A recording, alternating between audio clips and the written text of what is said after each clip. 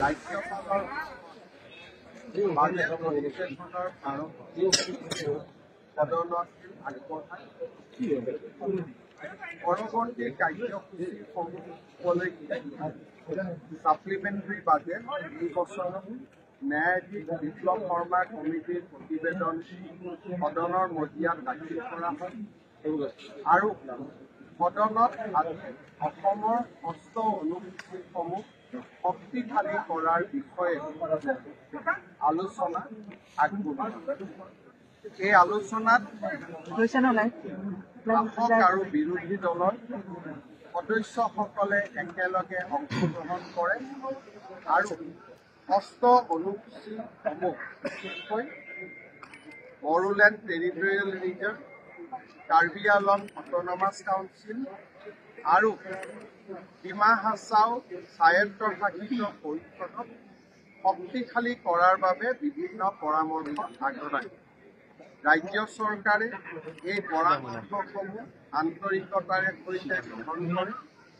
আজিৰ সদনৰ মজিয়াত 2027 চনত ওদালগুৰিত এখন চিকিৎসা মহাবিদ্যালয়ৰ নিৰ্মাণ আৰু গেলেফু মাইণ্ডফুলনেছ চিটিৰ সমান্তৰালভাৱে চিৰাঙৰ দাঁতগিৰি অঞ্চলত এক উন্নত প্ৰশাসনিক ব্যৱস্থা পৰ্যটন ৰূপায়ণ আৰু বিহাৰৰ সৰ্বাংগীন উন্নয়নৰ বাবে 500 কোটি টকা পথ নিৰ্মাণৰ বাবে অনুমোদন, কাৰ্বি পাহাৰত পথ নিৰ্মাণৰ বাবে 250 কোটি টকাৰ অনুমোদন আৰু ডিমা হাছাও জিলাত পথ নিৰ্মাণৰ বাবে 100 কোটি টকাৰ অনুমোদনৰ কথাও মই আনুষ্ঠানিকভাৱে জনাইছো।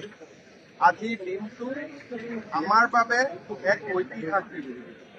বডোফা উপেন্দ্ৰনাথ ব্ৰহ্মই এটা পিছপৰা জাতি, নিপীড়িত নিষ্পেষিত জাতিসত্তা এটাক বিশ্বৰ বুকুত এক সবল আৰু শক্তিশালী জাতিৰূপে থিয় কৰাবলৈ আত্মনিয়ন্ত্ৰণ আৰু স্ব অধিকাৰৰ আন্দোলন বড়োভূমিত আৰম্ভ কৰিছিল।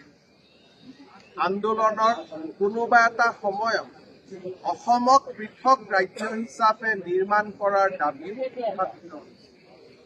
এটা সময়ত এই দাবীৰ সমৰ্থনত মৰুভূমিত বিশাল সংগ্ৰামৰ আৰম্ভণি হৈছিল আৰু পৰিঘটনাৰ মাজতে বড়োলেণ্ডত বিভিন্ন জাতি জনগোষ্ঠীৰ মাজত হত্যা, হিংসা আৰু সন্ত্ৰাসৰ দাবানল জ্বলিছিল।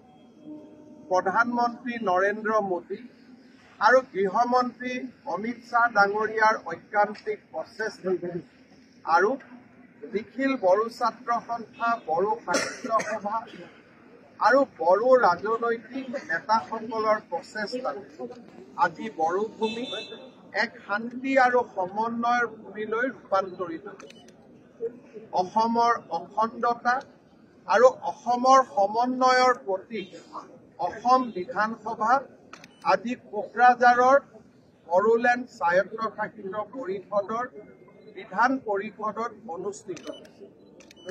অসমৰ যি কোকৰাঝাৰৰ পৰা অসমক বিভাজনৰ আন্দোলন আৰম্ভ হৈছে, সেই কোকৰাঝাৰতে আজি অসমৰ একতাৰ প্ৰতীক অসম বিধানসভা অনুষ্ঠিত হৈছে আৰু অসম বিধানসভাইও আজিৰ অধিৱেশনত কি ধৰণে বড়োলেণ্ড স্বায়ত্তশাসিত পৰিষদক শক্তিশালী কৰিব পাৰি তাৰ বিষয়ে আলাপ আৰু আলোচনা কৰিছে।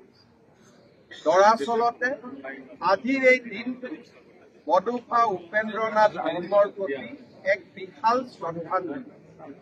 কৃতজ্ঞ অসমবাসী ৰাইজৰ হৈ মই আজি পুনৰ এবাৰ বডোফা উপেন্দ্ৰনাথ ব্ৰহ্মক শ্ৰদ্ধাঞ্জলি জনাইছো আৰু তেখেতৰ আদৰ্শৰে আমি বড়ো জাতিক সকলো দিশৰ পৰা আগবঢ়াই লৈ যোৱাৰ সংকল্প আকৌ এবাৰ আমি একেলগে সামগ্ৰিকভাৱে গ্ৰহণ কৰিছো।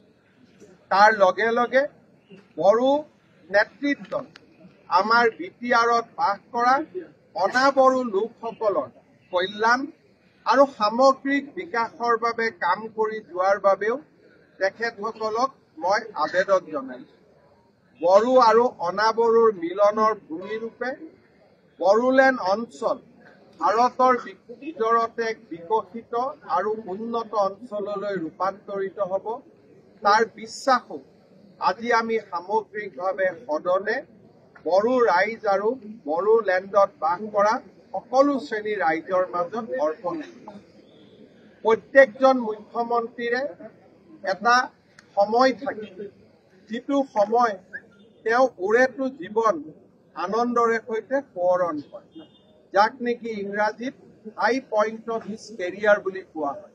অৰ্থাৎ এজন ব্যক্তিৰ জীৱনৰ, এজন ব্যক্তিৰ প্ৰফেশ্যনেল জীৱনৰ আটাইতকৈ উচ্চতম সফলতাৰ বিন্দু। মই ভাবোঁ এখন অখণ্ড অসমৰ সমন্বয়েৰে পৰিপূৰ্ণ মহা অসমৰ প্ৰতিচ্ছবি আজি কোকৰাঝাৰৰ বিটিআৰ অঞ্চললৈ লৈ আহিবলৈ পোৱাটো মোৰ কেৰিয়াৰৰ, মোৰ ৰাজনৈতিক জীৱনৰ আটাইতকৈ সফলতাৰ মুহূৰ্ত। পৰম পিতাৰ ওচৰত মই ধন্যবাদ জনাইছো যে নতুন প্ৰজন্মৰ অসমৰ বাবে আমি এখন সুৰক্ষিত সমন্বয়েৰে পৰিপূৰ্ণ মহান অসম এৰি থৈ যাব পাৰিম। আজিৰ এই দিনটোত কৃতজ্ঞ অসমবাসী ৰাইজৰ হৈ প্ৰধানমন্ত্ৰী নৰেন্দ্ৰ মোদী আৰু গৃহমন্ত্ৰী অমিত শ্বাহ ডাঙৰীয়াক আকৌ এবাৰ কৃতজ্ঞতা জনাইছো। বিটিআৰৰ প্ৰধান প্ৰমোদ বড়োদেৱক এই সকলো ব্যৱস্থা আৰু আমাক আগবঢ়োৱা সহায় সহযোগিতাৰ বাবে ধন্যবাদ জনাইছো।